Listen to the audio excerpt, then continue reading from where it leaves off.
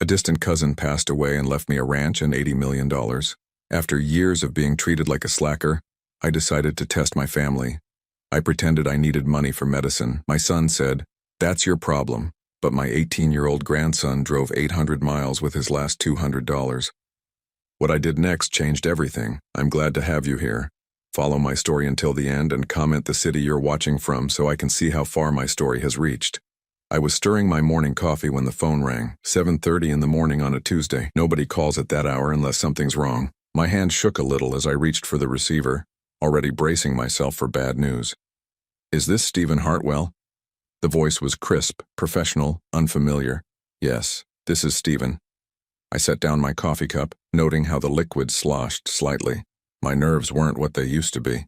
"Mr. Hartwell, this is David Morrison from Morrison & Associates, attorneys at law in Austin, Texas. I'm calling regarding the estate of Percival Hartwell." Percy. I hadn't thought about Cousin Percy in years, maybe decades.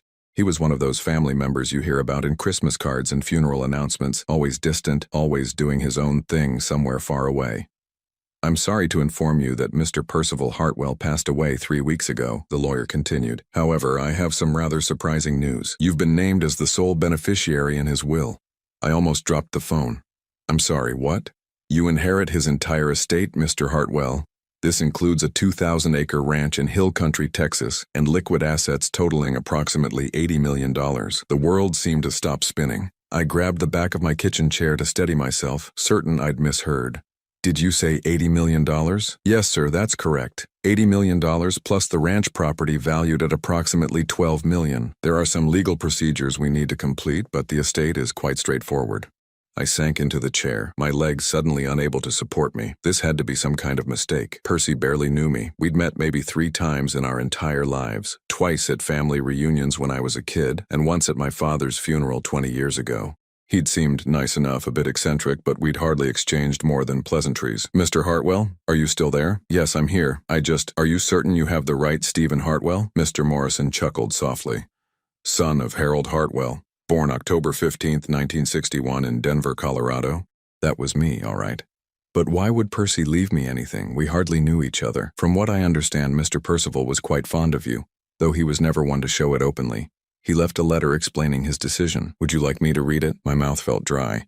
"Please." I heard papers rustling, then Mr. Morrison cleared his throat. "Dear Stephen, if you're hearing this, then I've finally kicked the bucket and you're probably as confused as a cat in a doghouse. Truth is, I've been keeping tabs on you over the years. Nothing creepy, mind you. Just checking in through mutual relatives, seeing how life's been treating you." I felt tears prick my eyes. Percy had been watching over me. The lawyer continued reading. "I know you've had your share of troubles, lost your dear Margaret too young, struggled to make ends meet on that pension, and from what I hear, your own family hasn't exactly rolled out the red carpet for you lately. Well, I figure it's time someone in this family showed you the respect you deserve. You're a good man, Stephen. You were the only one who took the time to really talk to me at Harry's funeral, asked about my life, listened to my stories. That meant more to me than you know."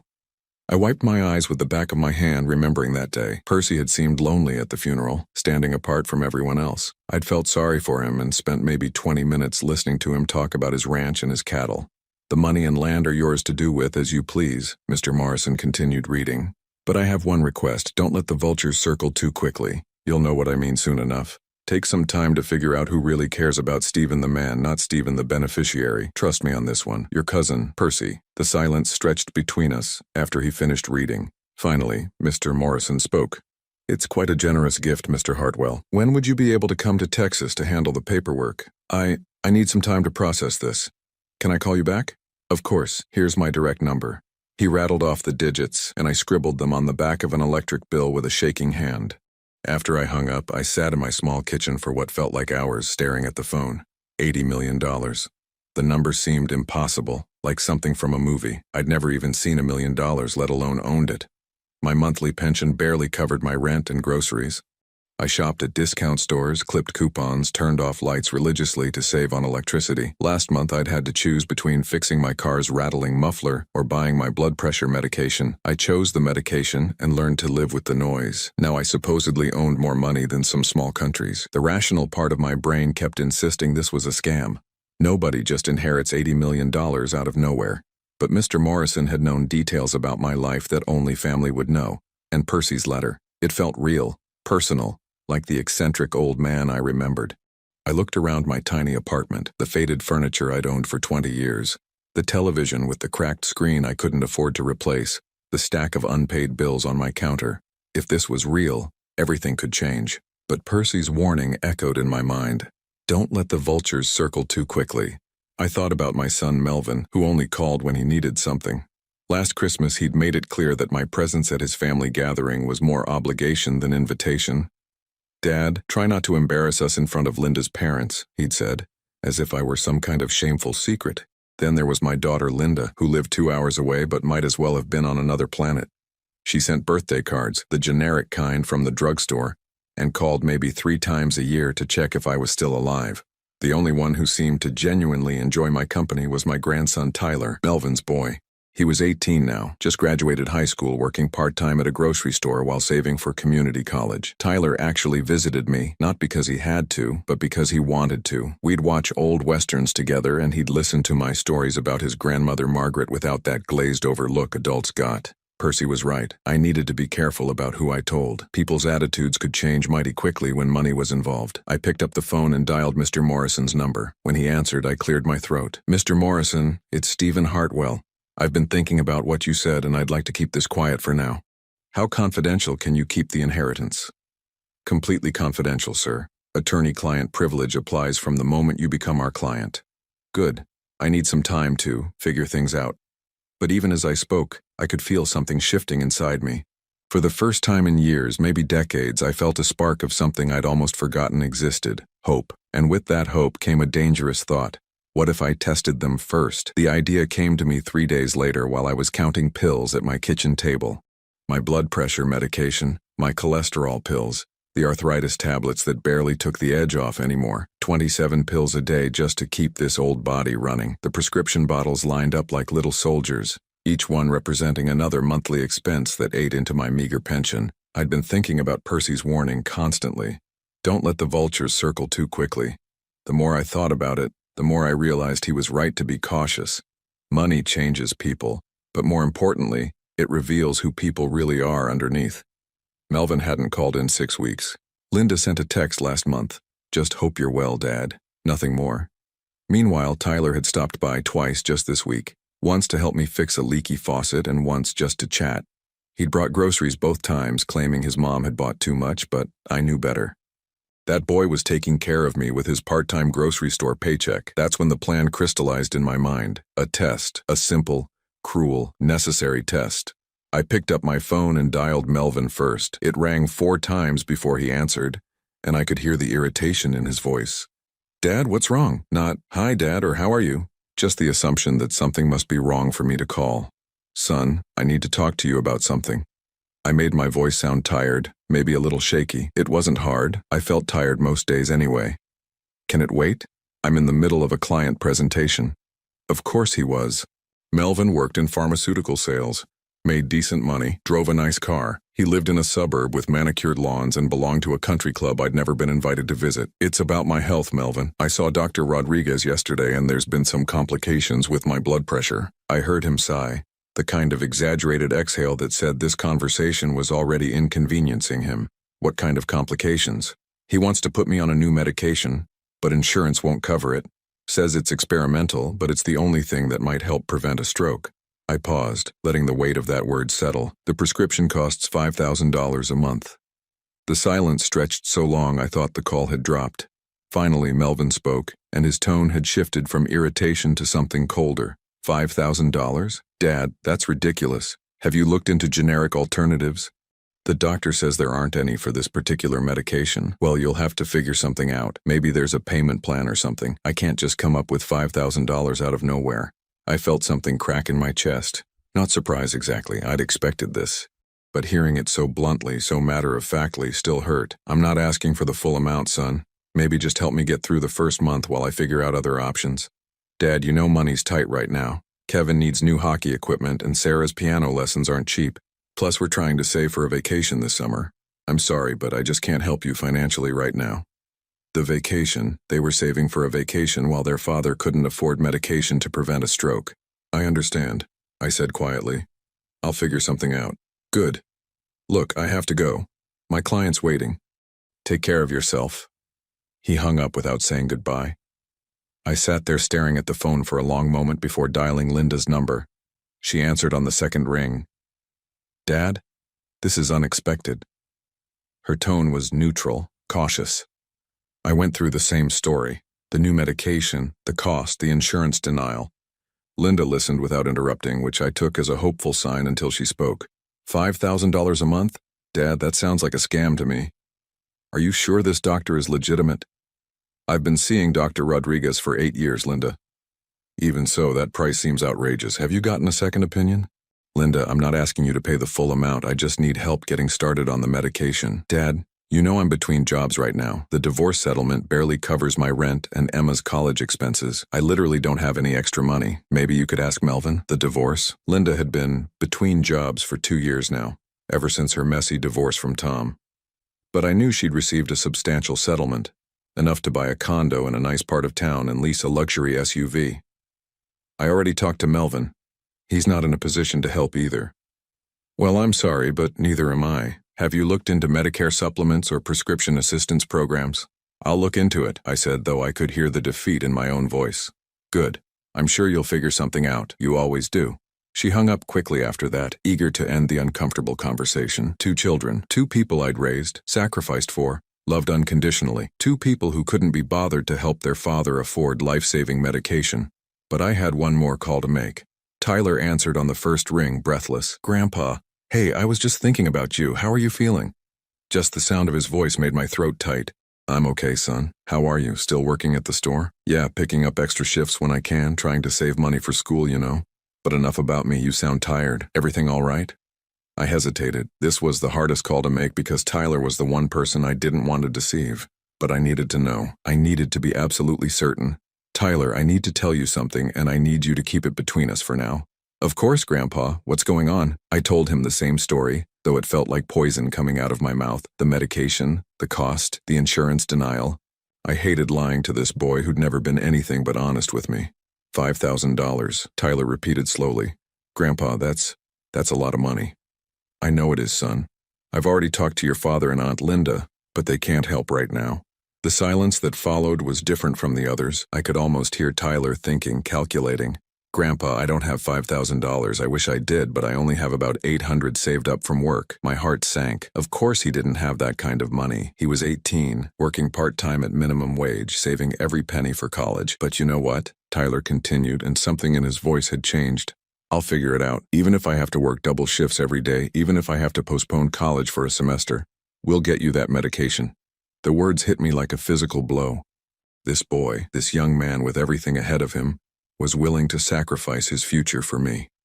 "Tyler, no, I couldn't ask you to do that." "You're not asking, Grandpa.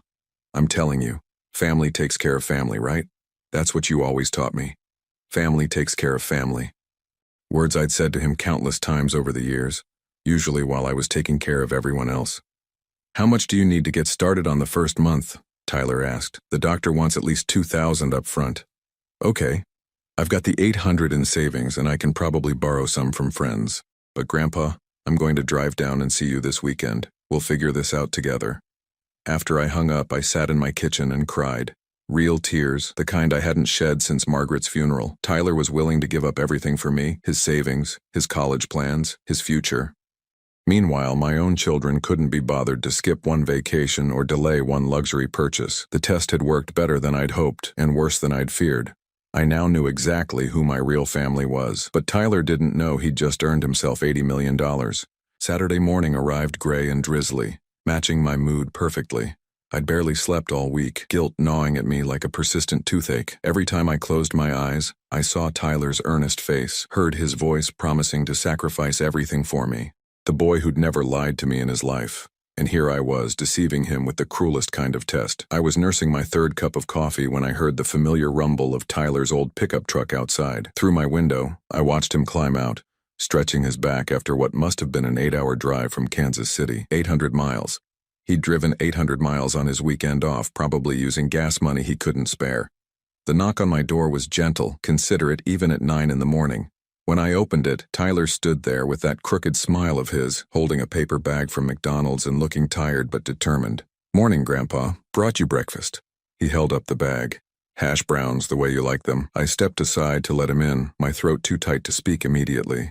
Tyler had always remembered little things like that, how I preferred my hash browns crispy, how I took my coffee black, how I liked to watch the Weather Channel during breakfast, even though it drove Margaret crazy when she was alive. Tyler, you didn't have to drive all this way. Course I did. He set the food on my small kitchen table and looked around the apartment with those sharp eyes of his. Besides, I wanted to see you. Make sure you're really okay. He'd lost weight since I'd seen him last month. Not much, but enough that I noticed. Working extra shifts at the grocery store, probably skipping meals to save money. All because his grandfather had lied about needing expensive medication. Sit down, let me get you some coffee. I busied myself with mugs, needing something to do with my hands. Thanks. Tyler sank into one of my kitchen chairs, and I noticed how carefully he moved. Long hours on his feet at work, then driving through the night to get here. So I've been thinking about your situation all week. My hand stilled on the coffee pot. Tyler, no, hear me out. He pulled a worn envelope from his jacket pocket and set it on the table. I've got $843 saved up. It's not much, but it's a start. I stared at the envelope like it was a snake. Inside that worn paper was probably every dollar this boy had managed to save from his minimum wage job. Money he'd been carefully setting aside for college, for his future, for a better life than the one his father was providing. I also talked to some friends from high school. Danny Morrison, you remember Danny, right? His dad owns that auto shop on 5th Street. Anyway, Danny says he can lend me $600 if I help him rebuild an engine on weekends. Tyler, I can't let you. And here's the thing, he continued, ignoring my protest. I called around to some of those pharmaceutical companies, you know, the ones that make these expensive drugs. Turns out they have assistance programs for people who can't afford their medications. My stomach clenched. Of course they did. Tyler had spent his week researching solutions while I'd been wallowing in guilt. I filled out some applications for you. They need proof of income and medical necessity, but Dr. Rodriguez can provide that, right? Tyler's eyes were bright with hope, proud of himself for finding potential solutions. I couldn't look at him directly. That's good thinking, son. The thing is, these programs can take weeks to approve, sometimes months, so we need to cover you in the meantime. Tyler tapped the envelope. This is enough for maybe half the first month's prescription, but I'm going to figure out the rest. How? The word came out sharper than I intended. Well, I was thinking I could pick up more shifts at work, maybe find a second job. And I could postpone starting college in the fall just for one semester. Give me time to save up more money and help you get established with these assistance programs. There it was. The sacrifice I'd been dreading to hear. Tyler was willing to delay his entire future for me. Tyler, no, absolutely not. You've worked too hard to get into college. It's just one semester, Grandpa. College will still be there in January. But we both knew that wasn't always true. How many young people postponed their education for just one semester and never made it back? How many got trapped in cycles of working to survive instead of working toward something better? Besides, Tyler continued, what's the point of me going to college if I lose my grandfather in the meantime? You're more important than any degree. The simple honesty in his voice nearly broke me. This was what love looked like, not the conditional affection I'd received from Melvin and Linda, not the obligatory holiday phone calls and forgotten birthdays. This was someone willing to sacrifice their dreams because they couldn't bear to lose you. Tyler, can I ask you something? Sure. Did you talk to your father about this? Tyler's expression darkened slightly. I tried. Called him Thursday night after we talked. And? He said you were probably exaggerating the situation. That old people sometimes panic about their health and make things sound worse than they are. Tyler's voice carried an edge of anger I'd rarely heard from him. I told him you'd never lie about something like that, and he laughed, Grandpa. He actually laughed and said I was too young to understand how complicated family finances can be. My hands clenched around my coffee mug. Melvin had dismissed not just me, but his own son's concern for his grandfather.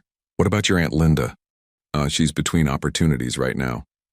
Tyler made air quotes with his fingers, and I could hear the sarcasm. According to her, she barely has enough money to cover her own expenses.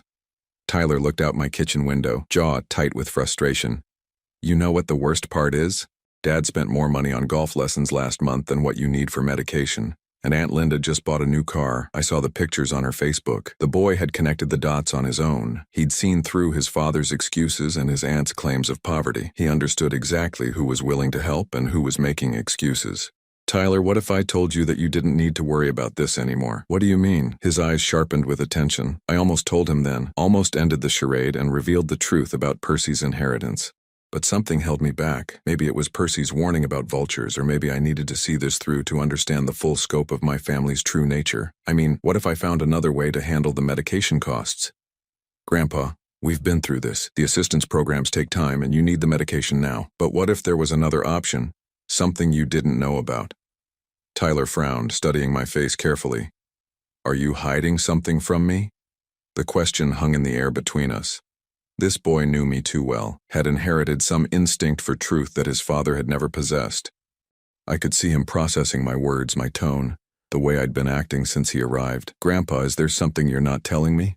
Before I could answer, my phone rang. The caller ID showed Mr. Morrison's number from Austin. I'd been expecting his call. He'd said he needed to finalize some paperwork this week. I should get this, I said, reaching for the phone. Mr. Hartwell? Morrison's familiar voice came through clearly enough that Tyler could probably hear it. I have those documents ready for your signature. When would be convenient for you to come to Texas? I glanced at Tyler, who was watching me with growing curiosity. Could I call you back later today?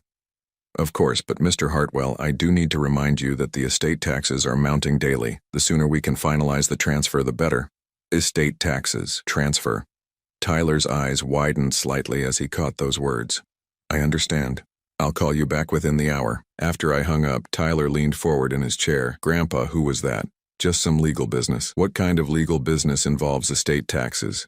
I'd forgotten how sharp this boy was, how he paid attention to details that others missed. It was one of the things I loved most about him, and now it was the thing that was going to force my hand. Tyler, there's something I need to tell you. Tyler set down his coffee mug with deliberate care, the way someone does when they're preparing for important news. His eyes never left my face, and I could see him cataloging every micro-expression, every hesitation. The boy had always been perceptive, but sitting across from me now, I realized he'd grown into someone who could read people with uncomfortable accuracy. Grandpa, you're scaring me a little. What's going on? I took a deep breath, feeling like I was standing at the edge of a cliff. Once I said the words, there would be no taking them back, but the weight of the lie had become unbearable, especially watching Tyler sacrifice everything for a medical crisis that didn't exist. Tyler, I need to tell you something, and I need you to promise me you'll keep it between us for now. Okay. His voice was cautious but steady. I promise. First, I need to confess something. I met his eyes directly, needing him to see the truth in mine. I don't need expensive medication. I lied about being sick. Tyler blinked, confusion clouding his features. What? My blood pressure is fine. Dr. Rodriguez never prescribed any experimental medication. I made that up. The silence that followed was deafening. Tyler's face went through a series of expressions, confusion, disbelief, and then something that looked like hurt. You lied to me? His voice was quiet, but I could hear the pain underneath. Grandpa, you've never lied to me before. The accusation hit harder than any anger could have. Tyler was right. In 18 years, I'd never once lied to him. I'd made it a point of pride, actually, being the one adult in his life who always told him the truth. I did lie, and I'm sorry, but I had a reason. What reason could possibly justify lying about being sick? Tyler's voice was getting stronger, more upset. Do you have any idea how worried I've been? How much I've been working, trying to figure out how to help you? I deserved every bit of his anger. Tyler, 3 weeks ago, I inherited money from my cousin Percy. A lot of money. Tyler's eyebrows shot up. Money? What kind of money? I hesitated, then decided on a partial truth. Enough money that I don't need to worry about medical bills anymore. How much is enough money? More than I ever dreamed of having. Tyler leaned back in his chair, processing this information. So why lie about being sick? Why put me through all that worry? This was the hard part. The part that would either make Tyler understand or make him hate me forever. Because I needed to know who really cared about me. Not Stephen the rich man, but Stephen the father and grandfather. Understanding dawned slowly across Tyler's face. You tested us. Yes. You tested Dad and Aunt Linda too. Yes. Tyler was quiet for a long moment, staring at his hands. When he looked up again, his expression was unreadable. What did they say when you asked for help? I told him. Everything. Melvin's immediate dismissal, his concern about vacation savings and hockey equipment, Linda's suggestion that it might be a scam, her excuses about being between jobs while living in luxury. Tyler's face grew darker with each detail. By the time I finished, his jaw was clenched tight. Dad said you were probably exaggerating, he said quietly. He told me old people panic about their health. I know, you told me. And Aunt Linda suggested you were being scammed. Yes. Tyler stood up abruptly and walked to my kitchen window, staring out at the parking lot. So while they were making excuses, I was planning to give up college. The guilt in my chest felt like a physical weight. Tyler, I never wanted it to go that far. I thought maybe you'd offer some small amount or help me research options. I never imagined you'd be willing to sacrifice your future. He turned back to me, and I was surprised to see that he wasn't angry anymore. Instead, his expression was thoughtful, calculating. How much money did you inherit, Grandpa? Does it matter? It matters to me.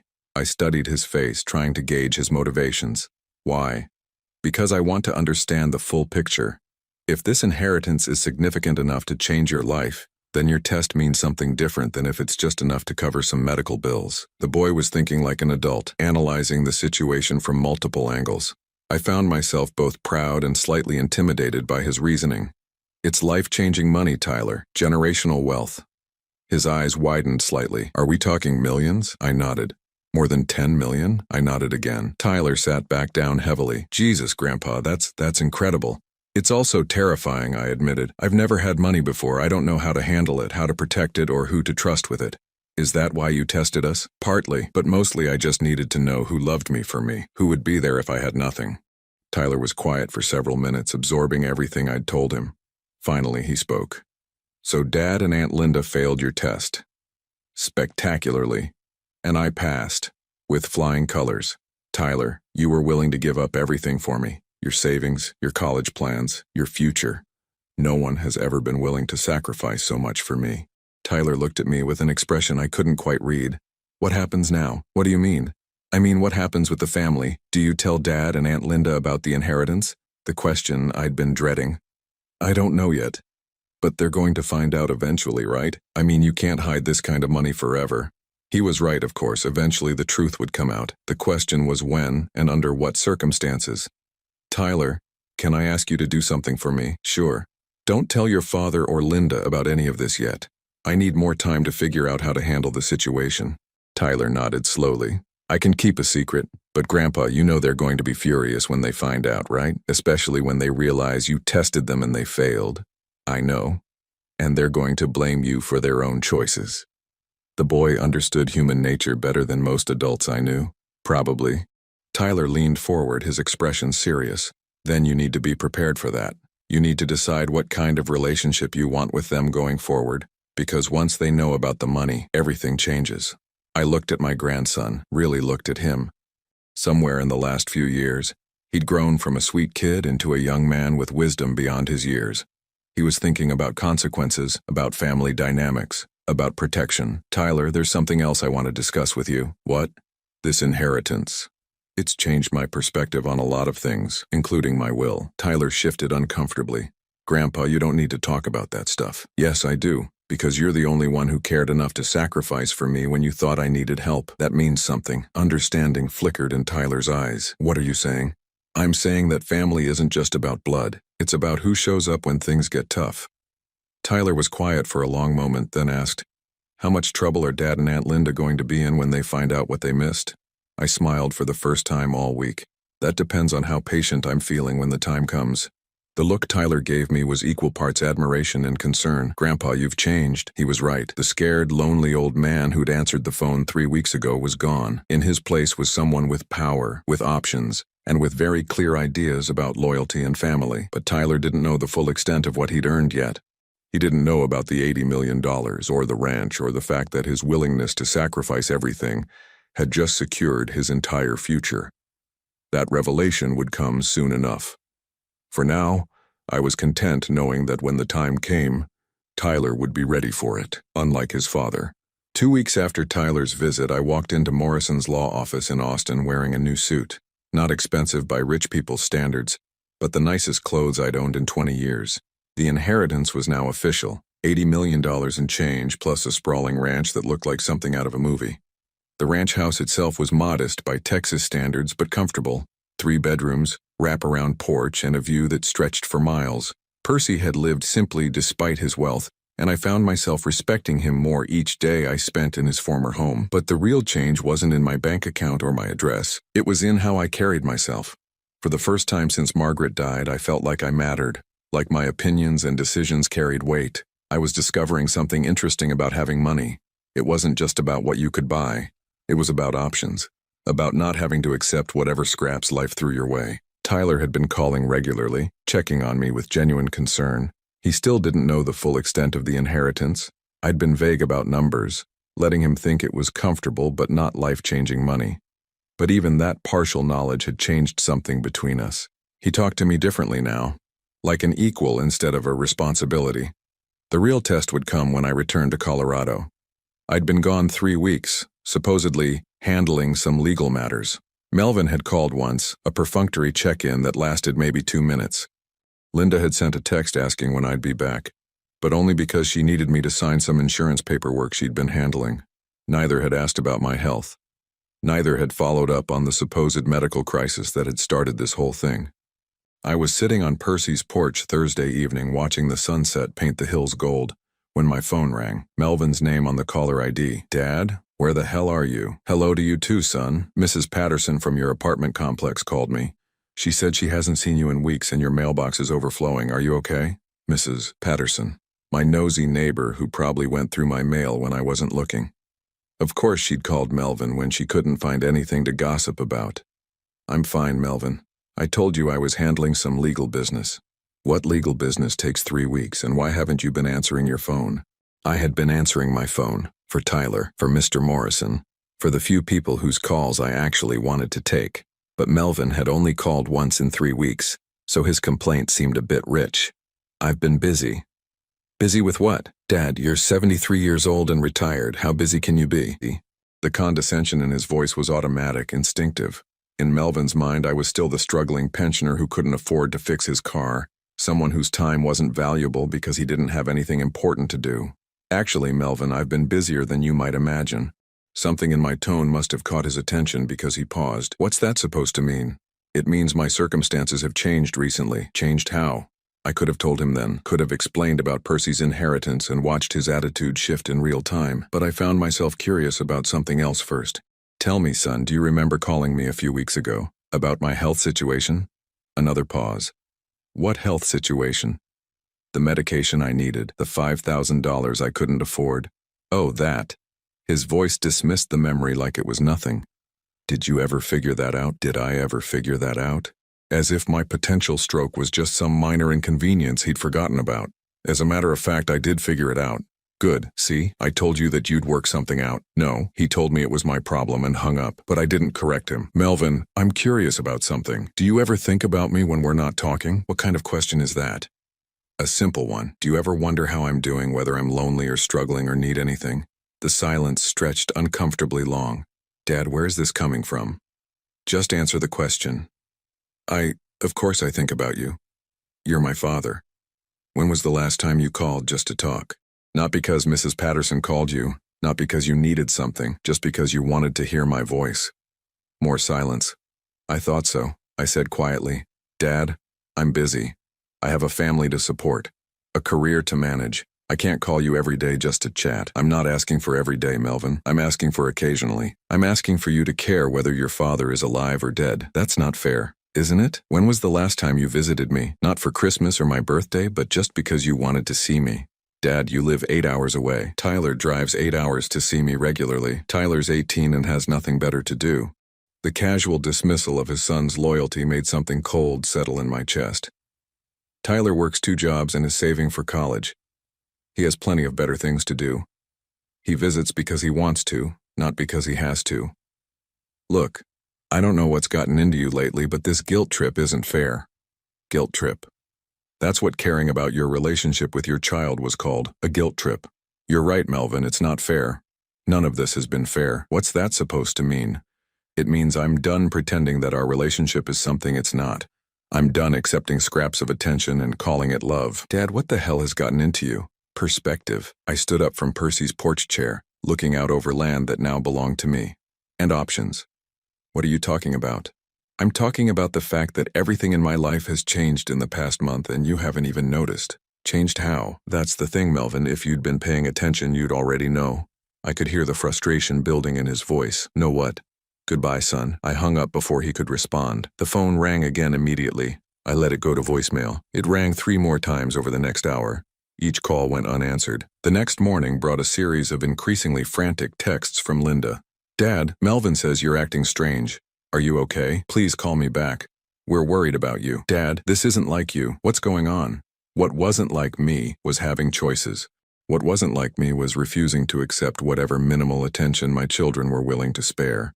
I was reading the morning paper on Percy's porch when Tyler called. Grandpa, Dad called me last night. He's freaking out about some conversation you guys had. Is he now? He says you were talking crazy, saying everything in your life had changed. He's worried you might be having some kind of breakdown. I almost laughed. A breakdown. Because standing up for myself and refusing to accept scraps was clearly a sign of mental instability.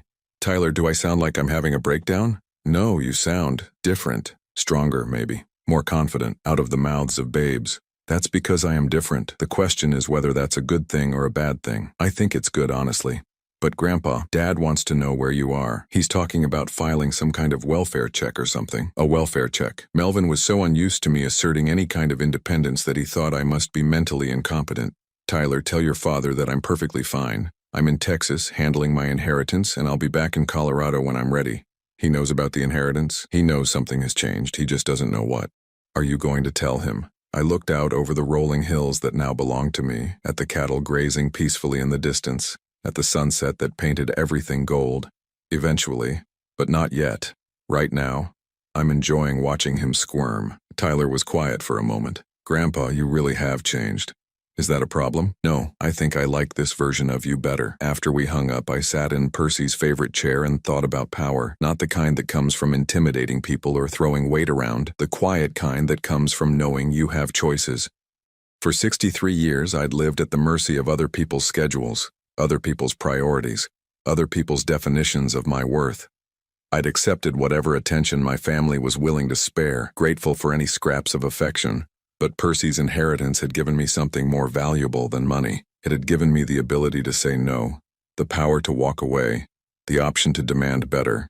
And for the first time in my life, my children were going to have to earn my attention instead of taking it for granted. They just didn't know it yet.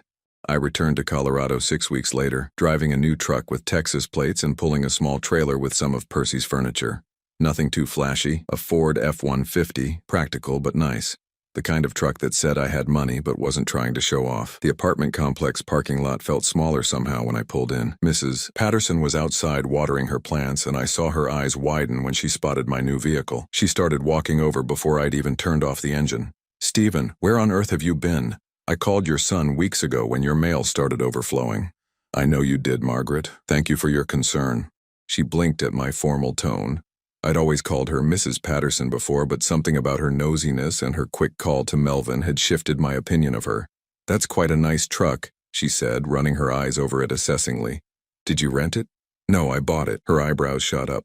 My goodness. That must have cost a fortune. I could afford it. The simple statement seemed to confuse her. In her mind, I was the poor retiree who complained about grocery prices and drove a beat-up sedan. The idea that I could afford a new truck didn't compute. Well, she said finally, your son has been calling here looking for you. Said you weren't answering your phone. I've been answering my phone for the people I wanted to talk to. Mrs. Patterson's mouth opened and closed like a fish. I'd never spoken to her so directly before, never put her in her place so clearly. I should unpack, I said pleasantly. Have a good day, Margaret. I left her standing there and began unloading my trailer. Word travels fast in apartment complexes, and within an hour, I was sure everyone in the building knew that quiet Stephen Hartwell had come back with expensive new things and a completely different attitude. My phone rang as I was arranging Percy's old leather chair in my living room, Melvin's name on the display. Dad, thank God, where have you been? Texas. Texas? What were you doing in Texas? Inheriting a ranch. The silence on the other end stretched so long I thought the call had dropped. You inherited a what? A ranch, 2,000 acres in hill country, beautiful place. From who? My cousin Percy. Turns out he was quite wealthy. Another long pause. Dad, are you serious? Dead serious. How wealthy? I sat down in Percy's chair, enjoying the soft leather against my back. Wealthy enough that I don't have to worry about money anymore. What does that mean exactly? It means I bought a new truck without checking my bank balance first. It means I can afford to eat steak instead of ground beef. It means I have options I've never had before. I could practically hear the gears turning in Melvin's head. Dad, this is incredible news. Why didn't you tell me sooner? When would I have told you? During one of your 2-minute check-in calls? That's not fair, isn't it? Melvin, when I called you about needing expensive medication, what did you say? Dad, we've been over this. Humor me. A sigh. I said I couldn't help financially. You said it was my problem to figure out. You said you were saving money for a vacation. I was trying to be practical. Were you? Or were you just not willing to sacrifice anything for your father? Dad, I don't understand why you're bringing this up now. Because I need you to understand something, son. That phone call was a test. A test? I lied about being sick. I wanted to see which of my children would be willing to help their father in a medical crisis. The silence this time was different, heavier. You lied about being sick? Yes. To test me, to test all of you. Dad, he struggled for words. That's manipulative. Is it, or is it honest? For once in my life, I wanted to know who really cared about me and who just saw me as an obligation. Of course I care about you. Do you? When was the last time you called just to hear my voice? When was the last time you visited without it being a holiday? Melvin didn't answer. Your son Tyler drove 800 miles with his last $200 because he thought I needed help. 800 miles, Melvin. He was willing to postpone college to take care of me. Tyler's just a kid. He doesn't understand. He understands family better than you do. The words hung in the air between us. Truth sometimes cuts deeper than any insult. Dad, I think we should talk about this in person. I could drive down this weekend. Could you? What about your golf lessons? What about saving money for vacation? Dad, that's not fair. Life isn't fair, Melvin. I learned that a long time ago. But I also learned something else recently. I don't have to accept unfair treatment anymore. What's that supposed to mean? It means I have options now. It means I can choose who I want in my life and who I don't. Are you threatening to cut me off? The question revealed everything about how Melvin saw our relationship. Not as love, not as family, but as something he could be cut off from. Like a financial arrangement.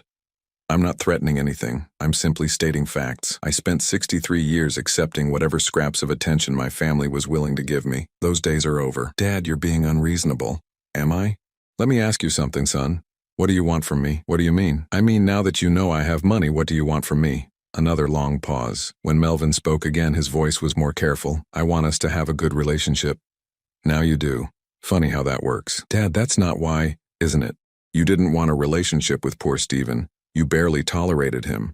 But rich Stephen, he's suddenly worth your time. That's not true. Then prove it. How? Show me that you care about me, not my money.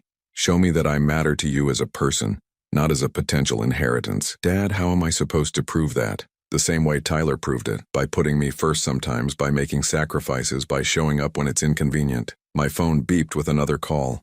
Linda's name appeared on the screen. Melvin, your sister is calling. I assume she's heard the news by now. Dad, don't hang up. We need to finish this conversation. Actually, we don't. Everything I needed to say, I've said. Everything I needed to know, I learned from that phone call about my medication. Dad, please. Goodbye, Melvin. I switched to Linda's call. Daddy? Oh my God. Melvin just called me. Is it true about the inheritance? Daddy. She hadn't called me Daddy in 20 years. Yes, it's true. This is incredible. How much money are we talking about? We, not you. We. Enough. Daddy, I think we should all get together and talk about this. You know, make sure you're protected from people who might try to take advantage of you. People who might try to take advantage of me. The irony was staggering. Linda